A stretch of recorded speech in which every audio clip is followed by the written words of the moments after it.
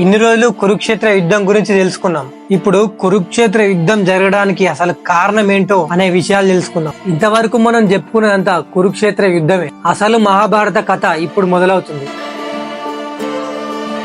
పాండవుల తండ్రి అయిన పాండురాజు మరణించిన తర్వాత పర్ణశాలలో తన కుమారులతో ఉంటున్న కుంతీదేవి ఇక ఈ పర్ణశాలలో ఉండకూడదు, రాజులలో బ్రతకవలసిన నా కొడుకులు ఇలా అడవుల పాలవడం నాకు ఇష్టం లేదు, వాళ్లకు హక్కైన రాజ్య సింహాసనం నాకు చెందేలా చూడాల్సిన బాధ్యత నాదే అని అనుకొని హస్తినాపురానికి వెళ్లాలని నిర్ణయించుకుంది. అక్కడ హస్తినాపురంలో ఉన్న దుర్యోధనుడు అధికారికంగా రాజు కాకపోయినా త్వరలో తానే రాజు అవుతానని ఎన్నో ఆశలతో ఉన్నాడు. పాండవుల తండ్రి అయిన పాండురాజు సన్యాసాన్ని తీసుకున్నాడని వర్ధమానం పంపించిన రోజే ధృతరాష్ట్రుడు హస్తినాపురానికి రాజయ్యేది నేను, నా పిల్లలే అనుకోవడం మొదలు పెట్టాడు. దుర్యోధనుడు కాబోయే రాజు తానే అనుకునే ఆనందంగా ఉన్న సమయంలో బయట నుండి ఏదో పెద్ద పెద్ద అరుపులు వినిపించసాగాయి. ఏమిటా అని బయటకు వచ్చి చూస్తే ఎటు చూసిన జనాలు గుంపులు గుంపులుగా నిలబడి గట్టిగా మాట్లాడుతున్నారు. కోపాద్రేకాలతో కాదు, ఆనందోత్సాహంతో ప్రజలు కేరింతలు కొడుతున్న శబ్దాలవి చప్పట్లు కొడుతున్నారు.